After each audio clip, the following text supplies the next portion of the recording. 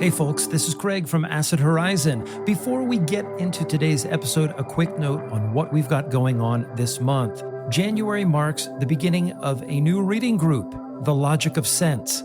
This reading group will happen twice monthly at the end of the month. If you are looking to get into a deep dive of Deleuze's early work, this is the one. This is for you, and you only have to subscribe at the $5 level on our Patreon. We also have classes at Acid Horizon Research Commons that are currently in progress and soon to begin, including Nietzsche's Experiment with Truth, featuring Keegan Kjeltzen of the Nietzsche podcast, and a new course introducing the work of Immanuel Kant, presented by today's host, Adam C. Jones.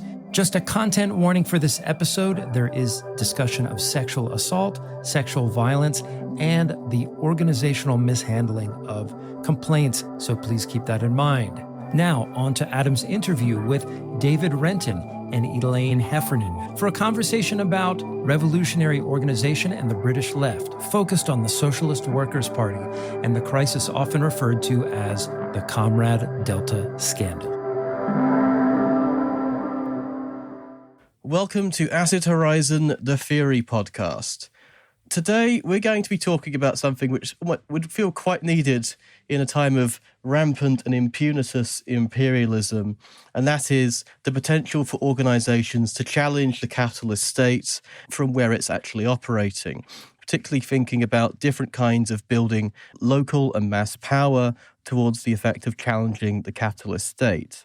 Now, from a Marxist standpoint, this traditionally has gone through the form of a revolutionary party, but we don't simply have to understand the party as a potential theory of how to challenge the capitalist state, but in the wake of the history of revolutionary parties themselves, we should instead also try to examine the history of these parties and how they shape the ecology of wider left-wing organising, particularly in this case today with Britain, one of these sort of imperial core states. And today what we're going to be talking about is the Socialist Workers' Party in Britain, a party for both famously and infamously had shaped the ongoing ecology of British activism, whether you are a partyist or not, and particularly thinking about the scandal which caused their partial dissolution or many splits from it that remain a staple of how we should understand the scene of organising in Britain today. And for this, I am joined, of course, by Comrade David Renton and Comrade Elane Heffernan to talk about their experiences as members of the SWP during this time of the Comrade Delta scandal, which was a scandal in which many people left over their treatment of complainants regarding a culture of sexual assault and sexual violence that went up to the highest echelons of the party itself. And we'll also be talking about what we can learn from this, not only as activists, but also as people who have to consider the function of the party in any revolutionary left struggle. Elane, David, thank you so much for joining me today. Thanks for having us on, Adam. So just to start off with, because this is getting into, if I were to explain it to our American listeners, we're going to get into quite, as tired as the trope is, Judean People's Front territory, which is an annoying stereotype only because it's partially true. And I just wanted to ask, for listeners who may not be familiar with the organised Marxist left in the United Kingdom, I just wanted to begin by asking if we could get into what the Socialist Workers' Party is and what is its historic importance within the British left generally in terms of its origins and its basic approach to organisation. Firstly, if I can do something incredibly cheeky, can I just point out that one of the reasons why we set up the podcast today was there's this book, Comrade Delta, which I've got coming out in July, which is based on 50 interviews with people who were involved in the crisis from 2013. This is going to come out way before July, but it's kind of like pre-publicity for the book. That was me doing my cheeky plug at the start. Look, in answer to your question, the SWP has been around in loads of different forms. Like, I was talking to someone, a young comrade who'd left the organisation a few months ago. I said, well, when do you think it joined? And she said, right, the SWP was set up because of, Russia. There's a Russian revolution, and the SWP had a take on it. And, yeah, okay, that's about right. So I said, when do you think it was set up? And she said, 1990. And I had to explain to her, no, actually, the SWP goes back effectively to the 1940s when there was the person who became the founder of the SWP, who was a Trotskyist activist, a man called Tony Cliff, and he formulated this particular critique of the Soviet Union, which was an idea that essentially the Soviet Union wasn't really socialist, it was state capitalist. No. And when he starts off, there's like about a dozen people in this group in Britain who agree with him. And then the SWP grows from then. And in its pure membership terms, it reaches its peak probably in the mid-90s when the party claims 10,000 members. Maybe a slight exaggeration, but not by miles. It's that sort of rough size. So it sets off and it becomes the biggest party on the British far left, bigger than the Communist Party, which goes into all sorts of trouble. When the Soviet Union collapses, bigger than the next largest Trotskyist group, which is militant. There are people listening in the States, just a cultural thing worth understanding. In Britain, we never have a large Maoist movement. All that space and energy and anger you get in the States in terms of Maoism, we don't get that, we get Trotskyism. The coolest thing about Tony Cliff and about the idea of state capitalism, if you just treat it as like a political idea, what it's saying is, don't identify with the Soviet Union. And they take over this slogan actually from the American far left of neither Washington nor Moscow. So it's about saying, don't look for some hero to deliver, look to yourself, your own strength, your own power. And the SWP has a bunch of other like big theoretical insights. We're not going to spend any time talking about them today. But all of them, the reason why they're interesting and compelling and attractive, they all point towards this idea that socialism is about people themselves, not state, not someone in the third world leading a national revolution. It's about people themselves leading revolutions, introducing socialism. That's why it's attractive. And there are at least a couple of times, maybe 2 or 3 times, when the SWP at a practical level just gets a bunch of people in the organisation who do really cool and interesting things which revolutionaries everywhere should know about. Like, in the early 70s, during the shop stewards movement, loads of people who are in the shop stewards movement are reading Socialist Worker. A number are also in the parties then called the International Socialists. Like in 1972, when dockers go on strike, not dockers, when the miners go on strike, you get a famous moment in British history when the government tries to smash the way through their picket lines. It's IS members in Birmingham who call the demonstration Salt League Day, which stops that happening. At the end of the 1970s, the SWP, through the Anti-Nazi League and Rock Against Racism, does amazing things in terms of anti-fascism. I hope maybe Elane gets a chance later to talk about some of her involvement, not at that moment, but very soon afterwards, and in the periods of anti-racism which followed that. Those were amazing things in terms of setting in train mass movements of hundreds of thousands of people. And just before the period we're going to be talking about today, so today we're really talking about the events of 2013. Just a few years before that, you had Stop the War in Britain. The Stop the War coalition leads marches of up to 2 million people. That coalition is set up, dominated by members of the SWP, working with other left-wing groups, but following a strategy that's all designed and worked through by the SWP. So we'll go through some bad things pretty soon, but there were a whole bunch of reasons why a whole bunch of people at different times wanted to join this organisation and actually took it really seriously and were quite proud to call themselves members. For me, I'm a bit older than David. I joined the SWP in 1979 first as a 17-year-old homeless kid because I wanted to fight particularly racism and injustice and women's liberation. I'd recently given up being a liberation theologist at that point, and the party was enormously attractive because it had people who did things and who knew how to do things. We had a racist lecturer. It took a few minutes conversation with somebody just before I joined in the SWP to kind of work out how to organise. And we got that lecturer sacked and we transformed our FE college. We struck when the Deptford fire happened. We brought everybody out. We closed the college for the day. We took hundreds and hundreds of students on that demo. I learned how to do things. It was hugely attractive. But when I moved to East London, when I went to uni, a couple of years later, it was amazing. I was in a place where the organisation was full of radical working people. And I come from an impoverished working class background, actually, although I speak very nicely, thanks to schooling.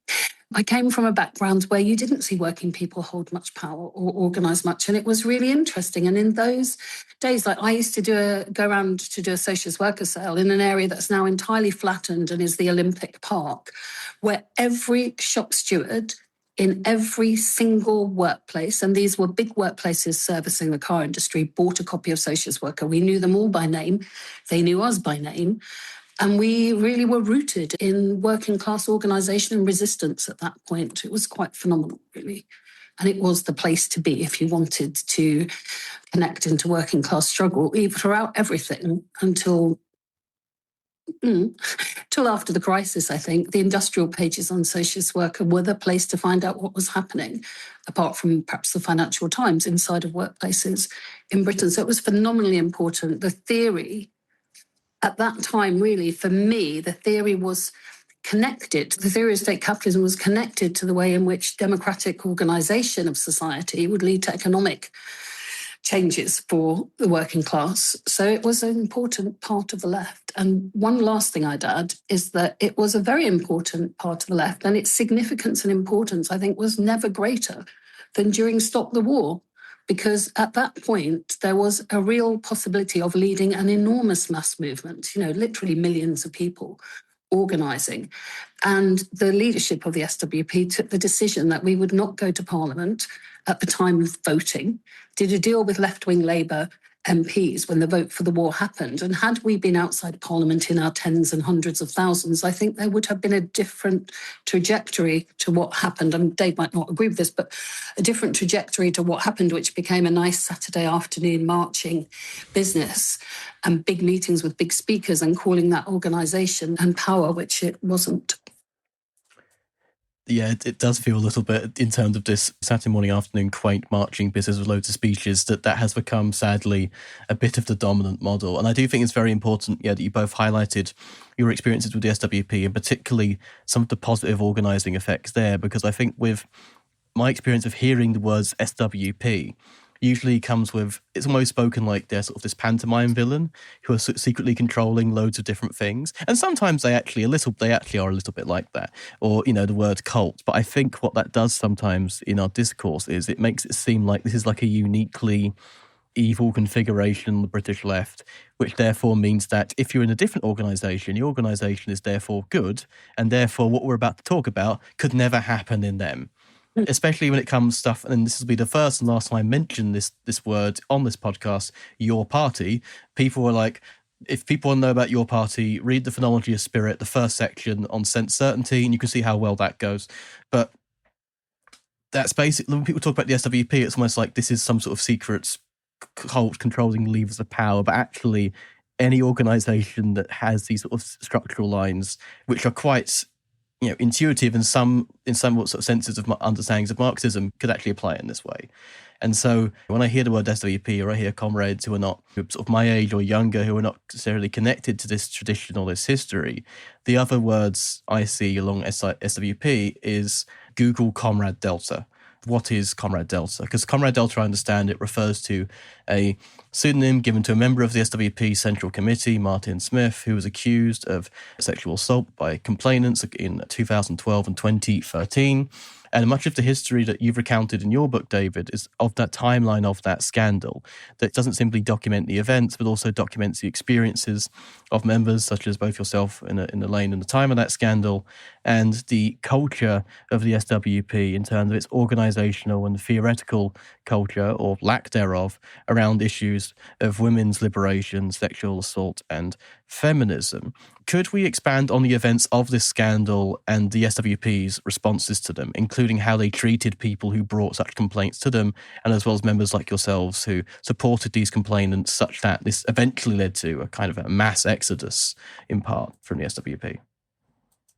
Well, should I go first on this one? Yeah. Being as I was actually the first person to leave the SWP over this. Mm-hmm. The actual events took place much earlier. Mm-hmm. Much earlier. Mm-hmm. Yes. I learned about it in 2010, by which came kind of about because I knew the young woman at the centre of all of this through working with her at the annual event on a recruiting team, trying to get people to join the SWP. And she wasn't there one summer. And when I asked a friend why she wasn't there, she explained something around sexual violence had taken place and that she was too upset to come. And I literally, standing at the bar with this young woman, said to her, the person I was talking to, God, I'm so glad we're in the SWP. If someone behaved like that, we'd fucking kick them out. We would deal with them. We would whatever. And I really believed that to be true, because for years there had been reports to our conferences of men who had been expelled for sexual violence. Actually, there was a terrible culture of cover-up as well. Somebody tried to assault me, and I thought I was the only person who somehow it hadn't been understood what had happened, and he wasn't kicked out. But the events happened around then, and when I helped one of the women supporting, the young women at the centre of it, I began to get a different picture of the organisation that I was in. The way she was treated with extreme aggression. A black woman inside the SWP, where there were not that many, was treated with extreme aggression for having spoken to the Central Committee about what was happening.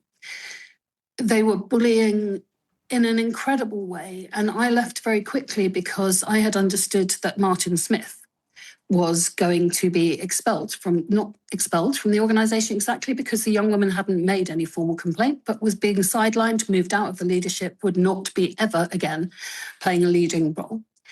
And then I discovered one day, as he aggressively began to put his finger in my face and push me back towards a wall at a very large meeting at Friends Meeting House in central London, telling me that he would be staying, that he would be the industrial organiser, and that he wouldn't have any trouble from the likes of me.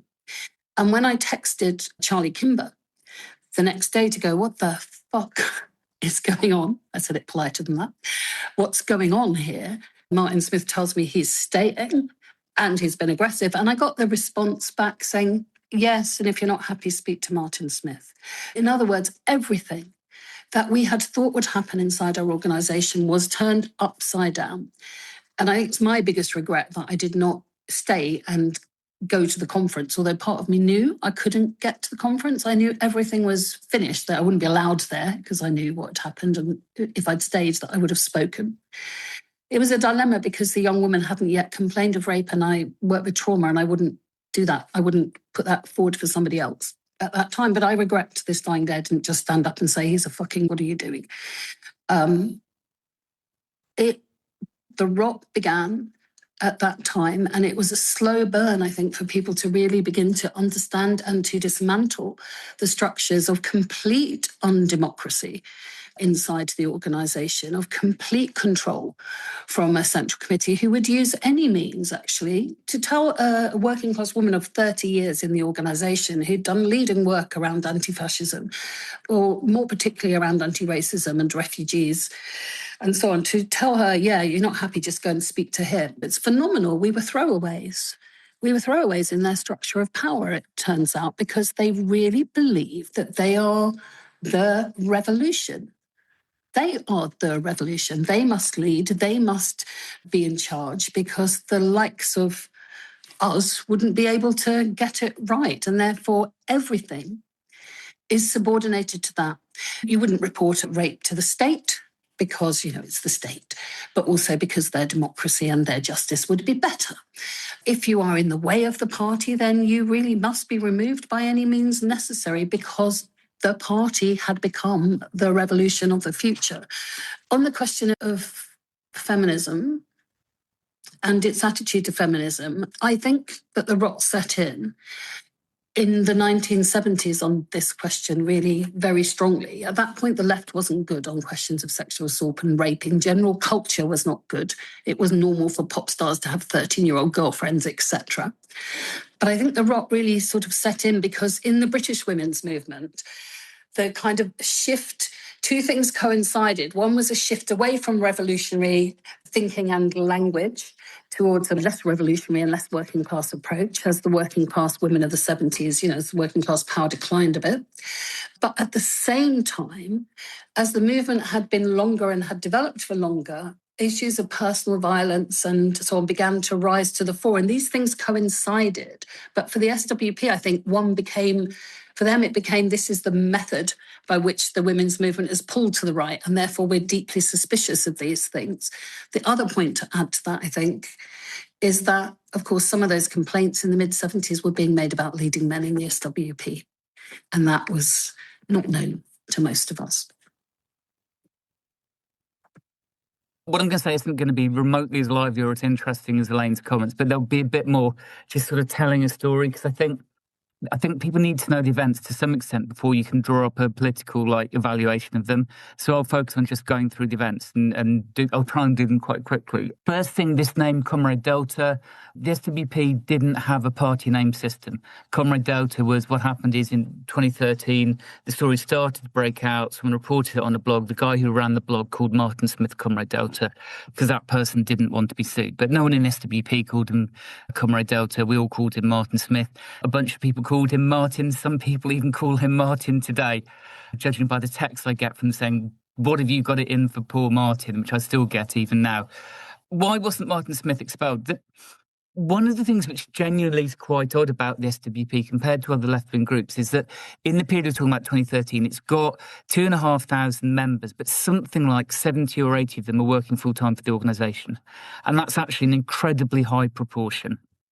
And how that works is essentially you have a very structured assumption. You've got older comrades who might wander around, tell people what to do or think, but otherwise aren't really required to do very much to build the organisation. And a vast number of younger members who join and quite quickly just set off and told to do all the things. And then quite quickly they'll get the talent spotted and pulled into the full-time apparatus. Martin Smith, as National Secretary, wasn't exactly leader of the SWP. It doesn't really have that role. But he was crucially the person who, for about 6 or 7 years prior to 2010, appointed everyone to a full-time job. So within the SWP structure, he is the most important person. And he's the one person above all. If you have this idea, Elane's referred to it, an idea of the leadership that's above democratic control, and that, a leadership that you must maintain because the revolution turns on them, then no person embodies that more than Martin Smith. And that's why, in essence, although by 2010, when you have a woman, I'll call her Comrade W, Comrade W reports to the party through comrades like Elane and says, "I have been made to have sex against my wishes with this much older man, Martin Smith. I want action taken against him." Immediately, the SWP leadership, their main preoccupation is to say, above all, we can't tarnish the idea of the leadership in favour of the membership. So we have to manage this, we have to control information, we have to make sure as little as possible the story gets out. Now, the first way they deal with it is sent through a negotiation. Comrade W, like Elane, is led to believe that Martin Smith will be removed from the leadership because of what he's done. Instead, what happens is the negotiation results in he stays in the leadership, but he takes a very modest step down from being National Secretary to still being within the leadership. This leads to the first moment when anyone outside a very small, tiny handful of people gets any indication of it at all, which is at the SWP's 2011 conference, where the leadership announces that Martin Smith has been slightly moved down, and then Smith and his supporters are to take control of the meeting and turn it into a rally and make it sound like what's actually happened is that there never really was a complaint. If there was a complaint, it's been shown to be false, and he's been vindicated. And that event ends with the room chanting, "The workers united will never be defeated," and stomping their feet. A whole bunch of people at this point are just shocked and devastated, have no real sense yet of what's going on. Elaine referred to her friend Donna, who's a long-standing member of the SWP, who's quoted in my book, who's one people. She says that event for her was like being at a police federation event, that it was so shocking and how horrible, how the organisation responded to this first initial breaking of a news story, which is still going to remain covered up for quite a long time afterwards. Most people on the left know about the stories from the start of 2013. At the SWP's January 2013 conference, there's the report, because W's now rejoined. She said, "I want to have this properly investigated. I'm not going to have it dealt with by negotiation again. I want it properly investigated." The body who've investigated, the Disputes Committee, go to the 2013 conference, and in January, that gets a vote on whether or not to hold the report. It votes to approve it, but by this incredibly narrow majority, something like just 25 votes, the closest vote in the SWP's entire history. And then that sets off a year of crisis. There's a special conference in the spring, after which a first group of people, about 100 people, leave the SWP. And then through the rest of the year, people are carrying on fighting it, going to meetings, getting abused, shouted at, pushed around, threatened, spat on, whatever. That's a lot of what my book's about, till the end of the year, December, by which time the people who've stayed in essentially give up the ghost and decide that we're not going to be able to turn around this organisation. We're going to lose the existing leadership and their supporters are able to force those who've stayed They're the force on those. And there are lots of moments in between where people are trying to fight in different ways. One thing I'll always be extremely proud of was I had a blog during that year, and one of the people I invited to write for the blog was Elane, who wrote a brilliant article about rape myths, just picking on some of the things which individual SWP members were sort of using as excuses for this ridiculous thing. The idea that, say, if the complainant really meant it, why didn't she immediately complain within days of it happening? Elane just did a brilliant job of going through one by one and exposing the stupidity of that and putting forward a decent political position, which a bunch of us, read and took a lot from. No, absolutely. I think thank you, Dave, for sending that piece over. And it does really point out a lot of the, I wouldn't even say theoretical holes, it's more just habits, things, if anything, the bourgeois moralism that the Central Committee were accusing the complainants of and their supporters was actually on the side of the Central Committee. And I actually wanted to talk a little bit about how they bring these myths into that organisational culture, particularly in relation to the analysis of sexual assault and violence against women, which all tends to come from this Cliffite tendency, although I'm not necessarily projecting all this stuff back into Cliffism, but just mostly thinking about where there might have been some theoretical positions that might have had these implications down the line, or essentially left out some fundamental aspects of feminist analysis that didn't so much make the SVP do this, but gave them kind of an inability, at least at the higher theoretical levels, to reflect on it. Elane said that things started in the 70s. It is true that if you read, for example, you get individual members of socialist groups that are considering joining the SWP's International, and they send people over to Britain in the early 70s. And one of the things they do report back to people in the States as it happens is it's very weird. The SWP doesn't seem to be really doing women's liberation or learning all these things which other people on the left are doing. It's not particularly profound, but they are quite surprised by, even in SWP's, in a sense, heyday of industrial militancy and so on, there's an awful lot of toleration of some pretty shoddy behaviour, frankly. It's not something I've tried to do in my book, because you can only do one story justice to one story, but there's a lot more there, which I think over the years more people will reveal and dig up, frankly. For me, the really big thing is the turn from the 70s to the 80s, because you get this WP doing what they call the downturn theory, i.e. there's going to be a difficult period for the left coming up of some unsure duration. It's thought initially maybe months, later years, maybe decades. It's all very confused about how this downturn, how long it's going to last. But it leads to certain big changes in this WP's practice, and one is the dumping of women's voice. Now, again, Elane may have a different view on it to me, but for me personally, I was very struck when, during 2013, when I just obtained loads of copies of Women's Voice, and I thought it was a very impressive organisation and magazine, in that it was all written by women, in that they all had to write 30 or 40 articles a month, in that they just talked about what was going on in people's lives. To my mind, it's actually quite exhilarating reading this bunch of predominantly working class women just talking about what it's like trying to set up a crash, trying to persuade your employer to set up a crash, what it's like also dealing with sexual violence, what it's like dealing with. And it's just every bit of women's political organising moves, the SWP was trying to have a relationship with it. And the SWP, I think, is scared of two things. One is at the start of the downturn, for the SWP to survive, lots of things get closed down. The SWP's black section, its Asian section, its anti-fascist squads, all these different things get closed down, and Women's Voice too. But there's also, going into the 80s, this kind of fear that feminism is going to be a very divisive force, that it's going to mean things like greener women, which is going to exclude men. It's going to mean campaigning around sexual violence, which is going to see ordinary men as the enemy. And there's this not very well theorised, but definitely present idea that, essence, you don't want to have socialist feminist things that will divide men and women. Anything which will be divisive is bad. So there's an incredibly little commentary in SWP publications after 1980 about sexual violence. The few articles there are, sometimes Julie Walton wrote one that was very good, for example, but there's like 2 or 3 in 15 years. It just becomes this almost taboo topic. And that, I think, gives people going into the crisis of 2010 to 13 this kind of inherited language and way of thinking about politics, where it'd be really bad if you took sexual harassment too seriously, because that would be to make individual men sound the perpetrators. We somehow have to bring it back to the bosses. They're the enemies, not individual workers. And just... weirdly, the SWP had been very good at dealing with all sorts of kind of oppression issues. The SWP said before was very good in relation to race in the 70s and anti-fascism. But what it's really bad at grasping, something which I think other traditions actually got a bit better, was that when you have sexual harassment in the workplace, it's not generally a worker sexually harassing another worker. Actually, generally, it's a foreman, it's a manager, it's someone with a bit of power.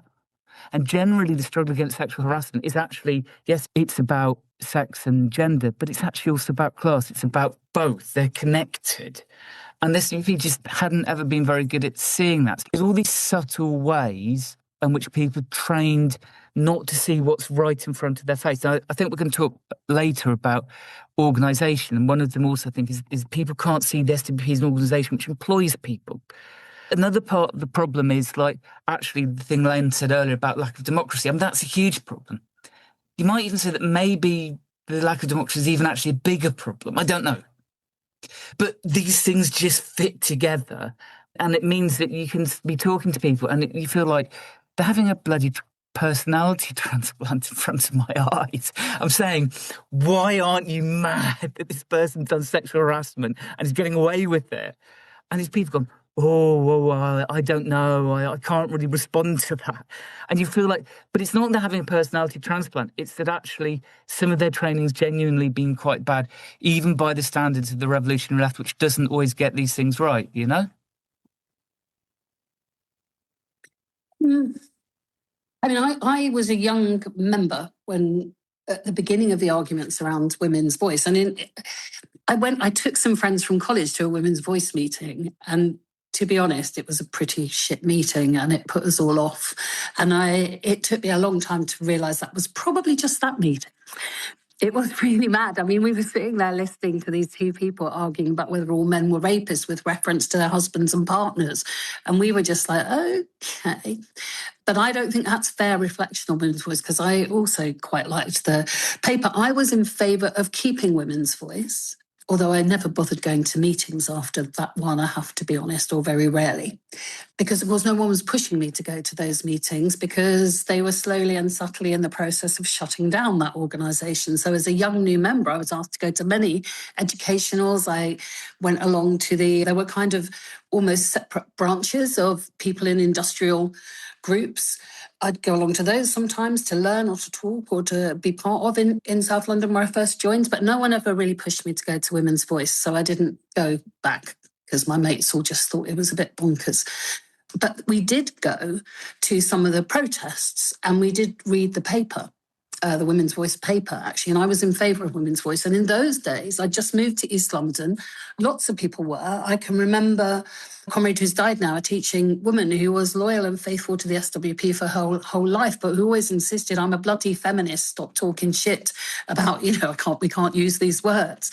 There was a lot more resistance. And in those days, you would be invited to the conference if you disagreed, actually, but were, organising in other ways, to be part of a debate about these things. I was kind of convinced at the conference by the things that were said.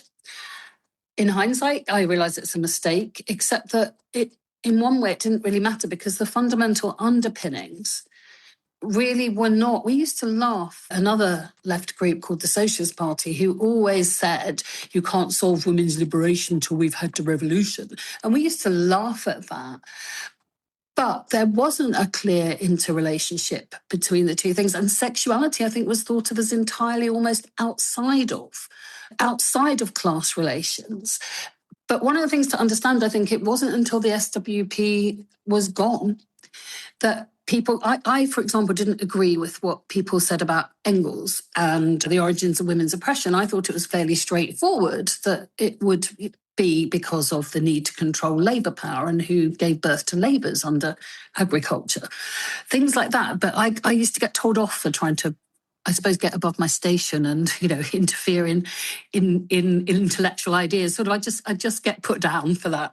But I still think it's quite important. But it wasn't until that was broken that people could really begin to engage in what emotional and reproductive labour is about how that ties into class analysis and so on. So for young people now, it must appear completely bonkers that any of us could have felt in the way that we did.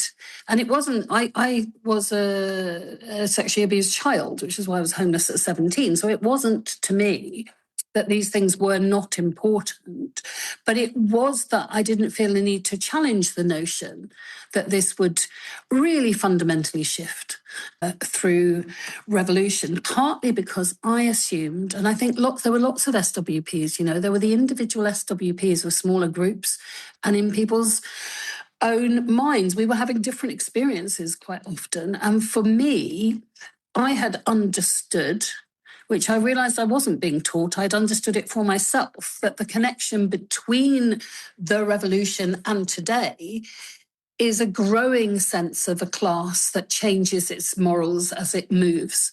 And I just thought everyone thought that. And it wasn't until the Delta scandal that I realised that they didn't think that at all.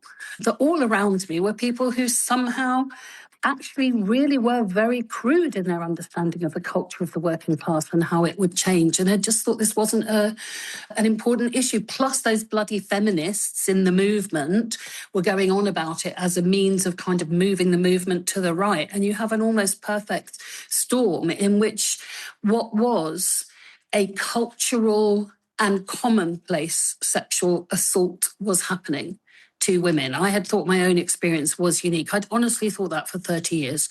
And after I left, lots of people began to tell me their stories because I had left and because I had been not really publicly saying this everywhere because I didn't really feel I could because it wasn't my story to tell.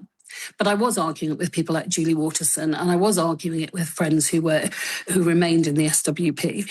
People started to tell me their stories, and it was absolutely clear that people had no clear view that sexual harassment is as bad as racism. Somehow racism was a terrible thing and we would not allow a racist to stay in the organisation. Or maybe they did think they were the same, because you can argue with a racist about racism if they want to be in the fight. And I used to sell socialist worker at a factory and argue in the same factory for years and won people round who had been supporters of the BNP over a hard right racist organisation over time because of the class stuff.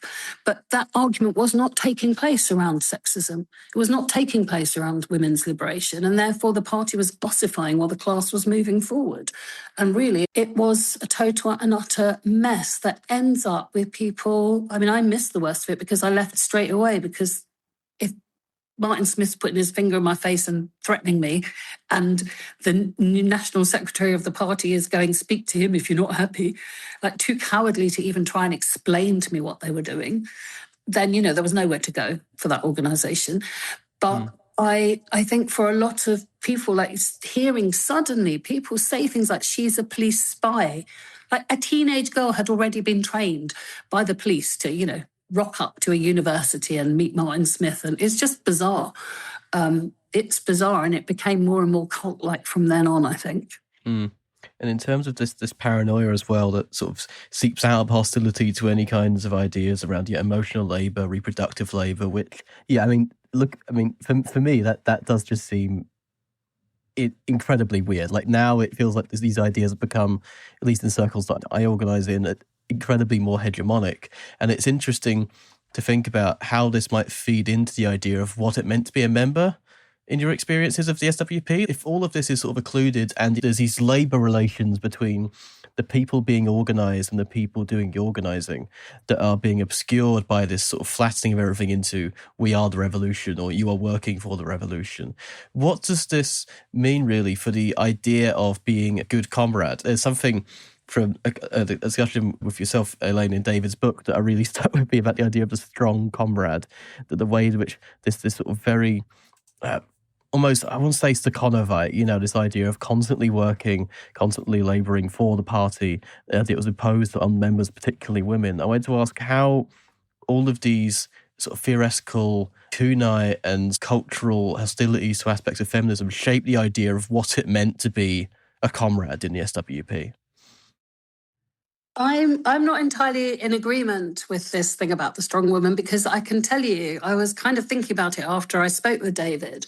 And I swear to God, the first time I ever heard those words used were by the girlfriend, Judith Orr, who had become the leading woman after Lindsay German's, after somebody else's departure, referring to it after her partner's behaviour had been reported. I hadn't heard that concept. But what I did know, for example, the area that I joined, which was very pro-women's voice, we had an organiser who was pro-women's voice, and I really liked her and I rated the way she did lots of things. She was sacked after the conference that voted to close down women's voice. So people were driven out of spaces, perhaps, but not so much in my area. In East London, where we had, really, I learned a lot from the Dockers, and they really had a lot of respect and solidarity for the party organiser. And it was much more in terms of these people have taken a job with fuck all money, because, they were Dockers. They had organised quite well and they had better wages at this time. These people are working for next to nothing for the good of the organisation. So we should be really respectful towards them. But it was never in terms of we should do what they say in those days. It wasn't. It was in terms of we should buy their drinks when we go out. We should look after them in sort of financial terms. There was deference, but that really began to change for me when I began to notice it. And of course, autism means I might not notice lots of things. I would never get the really subtle communications of gossip that would go around about stuff. I tended to take things very much on face value. But for me, it began to change around the Stop the War coalition becoming so big and powerful. I think that was a point for things crystallising, really, because otherwise from below, the membership would surely have said, are you absolutely mad? You're going to let all those MPs in the Labour Party go into that building and vote without having to walk through a mass picket of us? You're going to trust them? No one would, like Solidarność wouldn't trust its negotiators without hearing from them at the beginning of that movement. It would have been a bonkers thing to do. And the deference had begun. By then, it was crystallising by then. Look, these very important people, they're doing massive things. These people are the most important people because they are producing huge movements, and therefore everything they do must be right, was how a lot of members began to see it. And of course, many of us were run completely ragged. I did a full-time job.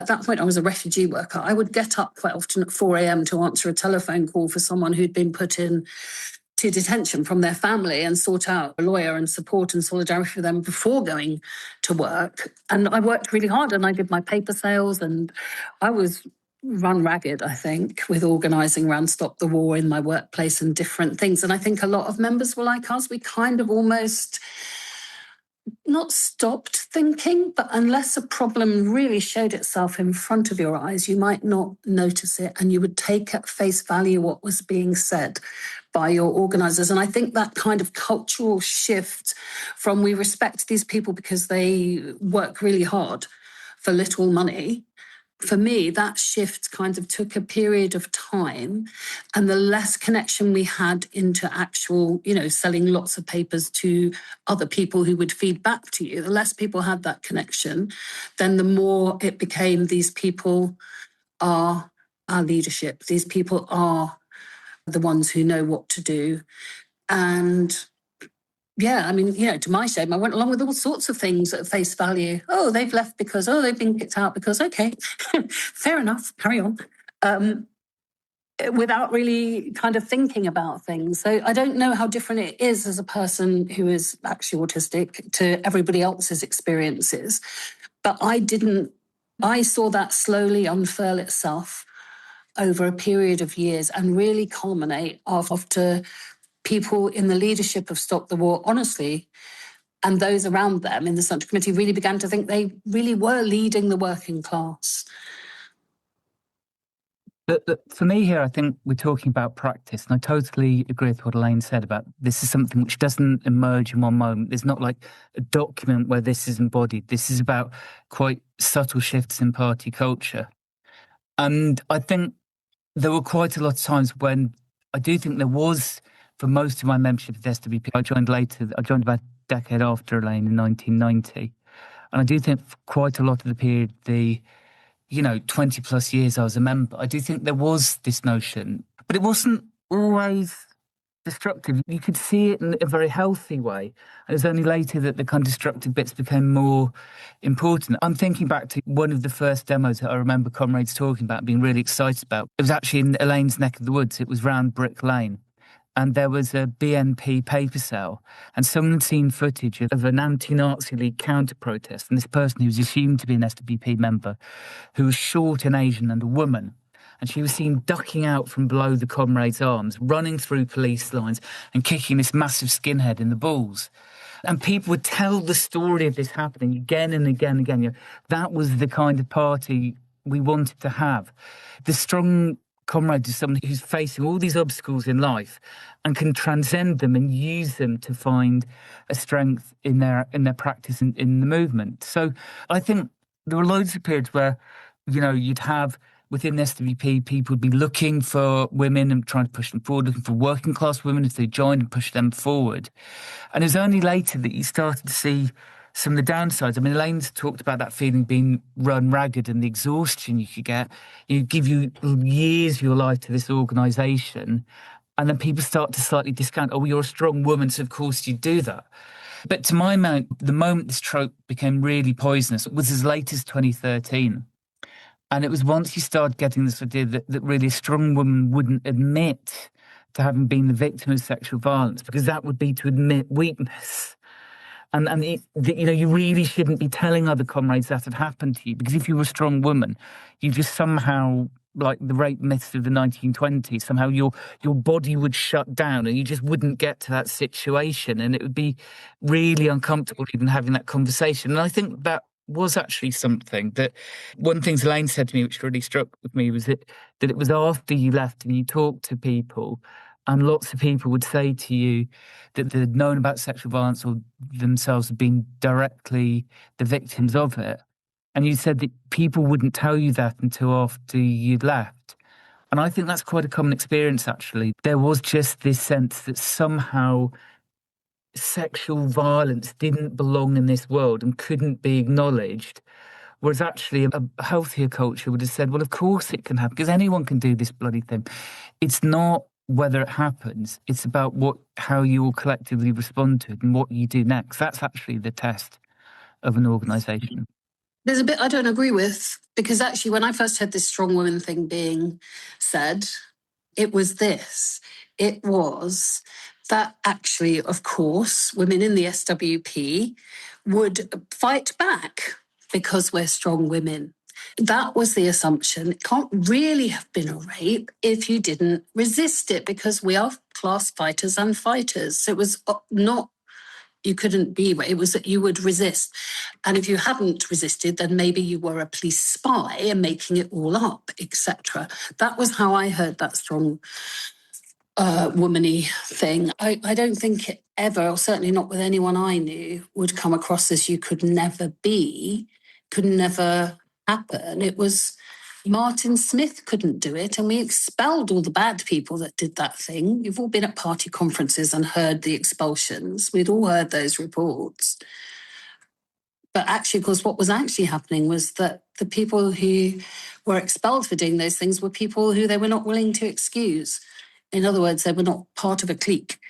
So in my case, it was an extremely wealthy person who tried to rape me. Extremely wealthy person. Powerful person, I suppose, in his friendships and so on. I don't know. I just don't quite agree with how they defined the strong woman. It was that they would resist and successfully resist, because the world comes out of our own little heads. Fucking hell. No, sorry, that wasn't the best theoretical commentary on that, just saying fucking hell. Sorry, I'm not very theoretical at all in how I speak. No, this is good. This is good. No, but yeah, I was thinking, okay, it's like commentary on the culture of the party. It's like, no, fucking hell. Fucking, yeah. In terms of this party and because the party, listeners, is still around. They still have many organisations, they still run festivals, they still are, to the great frustration of many folks who want to organise different things, are still have maintained a certain kind of organisational hegemony on the British left. And I'm glad, Elane, you're talking about your experiences. And again, thank you both for bringing them to the show today, because it would be easy just to talk about the SWP as purely a failure of organisational principles, as if it simply failed to be what it was, as if it simply failed to live up to its own ideals or failed to live up to its own programme. But this was actually part of, as we've discussed today, the programming.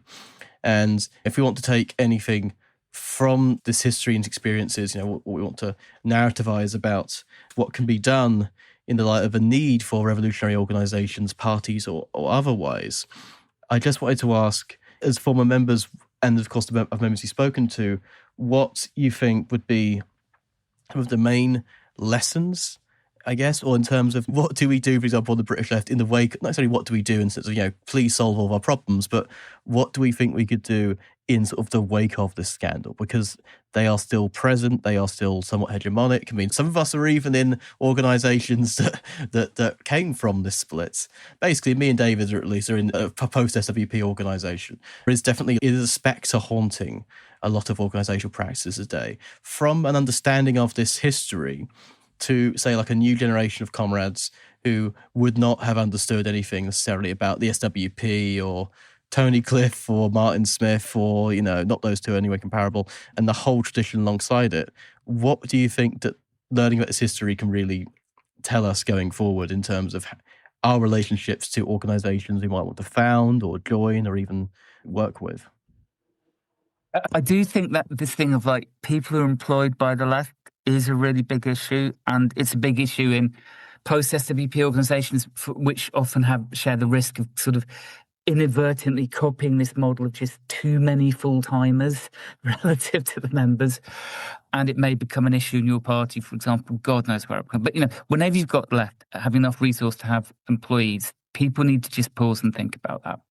We want the left to exist. We want the left to be organised. We know that capitalism, this system we're fighting, is so big that a couple of us together, we're not going to be able to change the world. You need a lot of people working together to achieve any useful change. But one really specific thing, thinking through the dynamics. I'm not at all saying in my book that organisations shouldn't employ people. I'm just saying go into this with your eyes open and think about what you're doing. The problem with the SWP is just people were in complete denial about their own roles as an organisation. It's one of the big lessons of the book.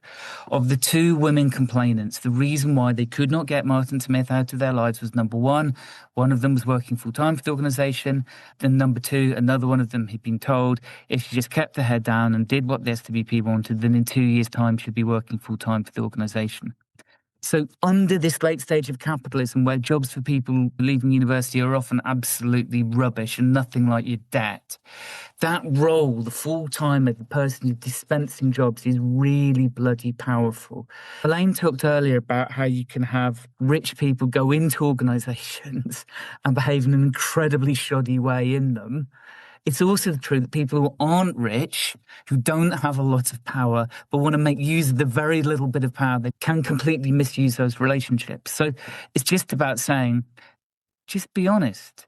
If you're an organisation that employs people, you employ people. Think of them as a worker and give them the opportunity to relate to that organisation as workers, joining unions, having collective powers, having space to talk and think which isn't controlled by your boss, just having the space for them to collectivise, sometimes to get things which you might not think they want, but let them be the people who choose that. Let them have some agency in that situation. It's not very difficult. But the first starting thing, which no one in SWP could get in 2013, is the SWP was an employer too. Even a bloody Bolshevik party, if that's what it was, could have glass relationships within it. And then just getting that and admitting that means you're pointing in a much better direction. But look, I'm leaving Elane. I'm leaving you to do the big thing of whether we need organisations at all. We do. And I think it's right. I think that political degeneration left an organisation in a situation where it was exactly like the fucking key directors, and where, of course, predators could use that structure completely to protect themselves. There weren't only these two women, there were other young women. So, look, I don't have an answer to how exactly we do it. And it is difficult because where I am, I made the foolish decision to move to Kent to be by the sea. I used to live in East London, hence a lot of organising, because that's where the fascists were big. They seem to have grown tiny there and got big in Kent. So who knows why I moved myself there. But in that area, the SWP have a lot of contacts in Stand Up to Racism. But in my little town, I've decided I've joined Stand Up to Racism, but they are absolutely toxic and absolutely hopeless. They've recently just pissed off all the young women by telling them off for arguing against transphobes in the group with some very crude line of "we need a united front." So, a transphobe can exist here amongst us. And they've pissed off all the young people with this kind of approach. So in some places, they are not so toxic, I think, in how they do things, and it's possible to work with them. In other places, you have to perhaps work in the big groups, because we do have to unite everyone in Kent, because, we are actually run by Reform and we have the far right flagging everywhere, putting Union Jack flags, flying the flags to intimidate migrants in town after town. So it's important for people to unite and to organise with them. But we also have to organise different things ourselves. So, in Whitstable, we just have an organisation that I set up, which now has around 300 contacts, because I got organised with a couple of other people who knew people. And we have a really big group against racism and against hate. And we kind of have our own slogans, and we've made our own posters, and they're up in shops. We have to try to be people who organise our communities around ourselves. And I think primarily we have to give people the confidence to say what they think. I mean, that's what I learned. I never really had much confidence when I was in the SWP, and it never built my confidence. Although I was confident in some ways. I would know what to go and say, or do a paper sale or ask people to join, or various things, but I never had much confidence in my own ideas. And I think the primary thing is to organise around ourselves people to begin to collect. I mean, I think I'm going to have to join RS21, really. I can't float around in these days as an individual, I think. But to organise people together and to insist within that organisation that, yes, the people who work for the organisation are workers and managers. Both those relationships may be involved, that we create structures that allow everybody to have confidence to speak up, and we allow time for that. Because I think the biggest problem inside the SWP was the only people with time to think about how to do things were, guess what? The ones who our work was paying to do those things. So, there's a whole bunch of people leading the SWP have never had a proper job in their lives. They've never had to relate to workers. Actually, they've never had to win arguments in a workplace. And I think if we can maintain a proper connection between people who are having to win debates and discussions in order to organise real things in their communities and workplaces, real acts of resistance, if we can maintain a sort of way in which those people develop the confidence to speak, and a real dynamic relationship between the people who work for an organisation and those who actually pay them and are in many ways organised by them, are bossed around by them, if we can flip that on its head and make it a much more inclusive space where we actively listen to each other and work out what is being said and try to respond to that. Because that became the thing in the SWP, I think, was slapping down what was said, of changing what was said to make it your bogey bad person or your marvellous good person, but not really interrogating and hearing and listening to each other. That's just waffle in one way, but I think it can be done by making sure that those who work for the organisation do not work for the organisation for too long. Actually, not just having elections doesn't work. I mean, all the SWP leadership are elected, but actually cut everything around them in such a way there was no possibility of electing anyone else. So that people should be elected, but they should also be relatively short term, and that there should be a way in which every comrade is developed, not educated necessarily, but is heard, has their voice heard, is asked how they think things could be done. What would they do differently about a situation? What might be a new way to try it? I would like to start all meetings now. You know how we have meetings on the left, or we do where I am, the left meets in your party, and people give you a long talk and then they break up into groups for a couple of minutes and discuss as if that's democratic. I would like the questions to go to small groups of people to discuss and genuinely report back at the beginning so that the different voices could actually be heard. I would like in all meetings that people say, first of all, who thinks that this is an error? Who thinks that this is something we should do differently, so that we are constantly interrogating and hearing what people have to say. And I guess above all, I would stop the culture of they have done A, B, C, and D, so they're marvellous, the end. And know that all of us are just what we've done. I think Cliff used to say this actually, just what we've done most recently, just what we're currently doing, so that we pay respect to newer voices and new people all the time. I think that's a lot of bottles, sorry. It's a really fantastic way to round things off, particularly in terms of going through what we would like meetings to be, because I find meetings to be some of the most frustrating. And confidence destroying things and being in an organisation, even as someone who talks too long on the internet for what could partially be a living. But I just want to say, Elane, David, thank you so much for joining me today on Acid Horizon. I think you should probably do plugs, the horrific capitalist enterprise known as plugs. And Elane, you said you're currently working in anti-racist organising in Kent.